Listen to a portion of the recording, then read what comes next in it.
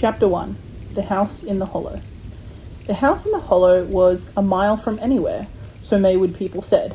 It was situated in a grassy little dale, looking as if it had never been built like other houses, but had grown up there like a big brown mushroom. It was reached by a long green lane, and almost hidden from view by an encircling growth of young birches. No other house could be seen from it, although the village was just over the hill.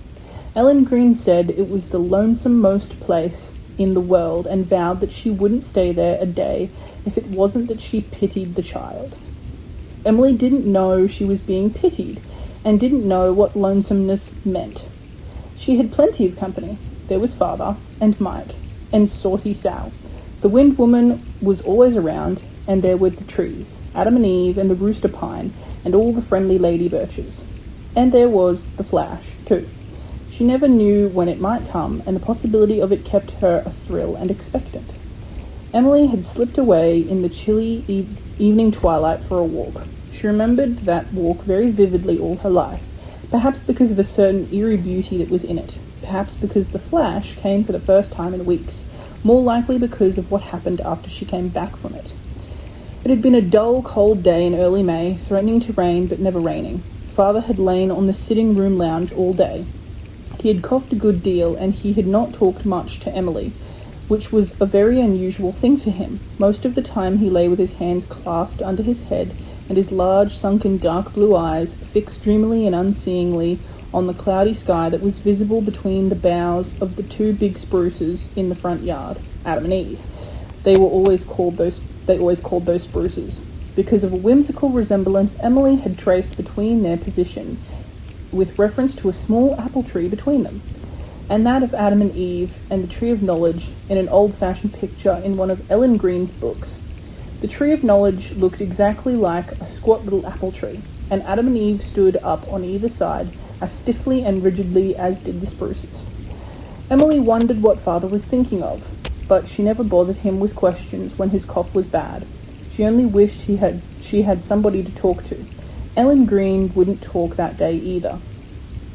She did nothing but grunt, and grunts meant that Ellen was disturbed about something. She had grunted last night after the doctor had whispered to her in the kitchen, and she had grunted when she gave Emily a bedtime snack of bread and molasses. Emily did not like bread and molasses, but she ate it because she did not want to hurt Ellen's feelings. It was not often that Ellen allowed her anything to eat before going to bed, but when she did it meant that, for some reason or other, she wanted to confer a special favour. Emily expected the grunting attack would wear off overnight, as it generally did, but it had not, so no company was to be found in Ellen. Not that there was a great deal to be found at any time. Douglas Starr had once, in a fit of exasperation, told Emily that Ellen Green was a fat, lazy old thing of no importance, and Emily, whenever she looked at Ellen after that, thought the description fitted her to a hair. So Emily had curled herself up in the ragged, comfortable old wing chair and read the Pilgrim's Progress all afternoon. Emily loved the Pilgrim's Progress. Many a time she had walked the straight and narrow path with Christian and Christiana, although she never liked Christiana's adventures half as well as Christian's. For one thing, there was always such a crowd with Christiana. She had not half the fascination of that solitary, intrepid figure who faced all alone the shadows of the dark valley and the encounter with Apollyon. Darkness and hobgoblins were nothing when you had plenty of company. But to be alone, Emily shivered with the delicious horror of it. When Ellen announced that supper was ready, Douglas Starr told Emily to go out to it. "I don't want anything tonight. I'll just lie here and rest, and when you come in again, we'll have a real talk." He smiled up at her, his old beautiful smile, with the love behind it that Emily always found so sweet. She ate her supper quite happily, though it wasn't a good supper. The bread was soggy and her egg was underdone. But for a wonder, she was allowed to have both Saucy Sal and Mike, sitting one on each side of her, and Ellen only grunted when Emily fed them wee bits of bread and butter. Mike had such a cute way of sitting up on his haunches and catching the bits in his paws, and Saucy Sal had her trick of touching Emily's ankle with an almost human touch when her turn was too long in coming. Emily loved them both, but Mike was her favourite. He was a handsome dark grey cat with huge owl-like eyes, and he was so soft and fat and fluffy. Sal was always thin, no amount of feeding put any flesh on her bones. Emily liked her, but never cared to cuddle or stroke her because of her thinness. Yet there was a soft sort of weird beauty about her that appealed to Emily. She was grey and white and very sleek, with a long pointed face, very long ears and very green eyes. She was a redoubtable fighter, and strange cats were vanquished in one round. The fearless little Spitfire would even attack dogs and rout them utterly. Emily loved her cats. She had brought them up herself, as she proudly said. They had been given to her when they were kittens by her Sunday school teacher. A living present is so nice, she told Ellen, because it keeps on getting nicer all the time. But she worried considerably that Saucy Sal didn't have kittens. I don't know why she doesn't, she complained to Ellen Green. Most cats seem to have more kittens than they know what to do with. After supper, Emily went in and found that her father had fallen asleep. She was very glad of this. She knew he had not slept much for 2 nights. But she was a little disappointed that they were not going to have that real talk. Real talks with father were always such delightful things. But the next best would be a walk. A lovely, all-by-your-lonesome walk through the grey evening of the young spring. It was so long since she had had a nice walk. You put on your hood and mind you scoot back if it starts to rain, warned Ellen. You can't monkey with colds the way some kids can. Why can't I? Emily asked indignantly. Why must she be debarred from monkeying with colds if other children could? It wasn't fair. But Ellen only grunted. Emily muttered under her breath for her own satisfaction. You are a fat old thing of no importance, and slipped upstairs to get her hood, rather reluctantly, for she loved to run bareheaded. She put the faded blue hood on over her long, heavy braid of glossy jet-black hair, and smiled chummily at her reflection in the little greenish glass. The smile began at the corners of her lips and spread over her face in slow, subtle, very wonderful way, as Douglas Starr often thought. It was her dead mother's smile, the thing that had caught and held him long ago when he had first seen Juliet Murray. It seemed to be Emily's only physical inheritance from her mother. In all else he thought she was like the stars, and her large purplish-grey eyes, with their very long lashes and black brows, in her high white forehead, too high for beauty, in the delicate modelling of her pale oval face and sensitive mouth, in the little ears that were pointed just a wee bit to show that she was kin to the tribes of Elfland.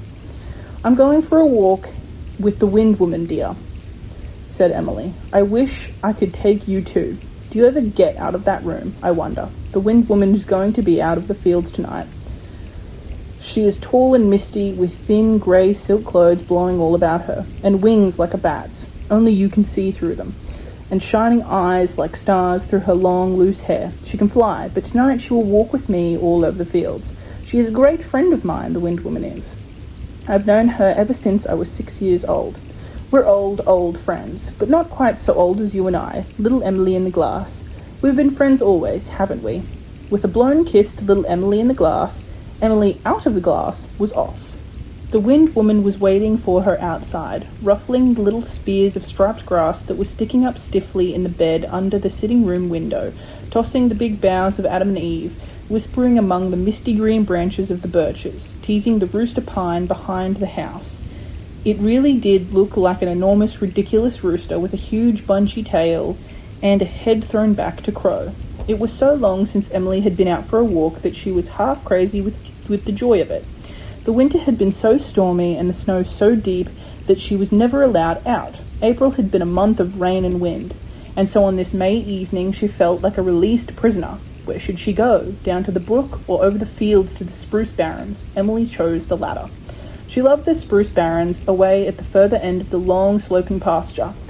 That was a place where magic was made. She came more fully into her fairy birthright there than in any other place. Nobody who saw Emily skimming over the bare field would have envied her.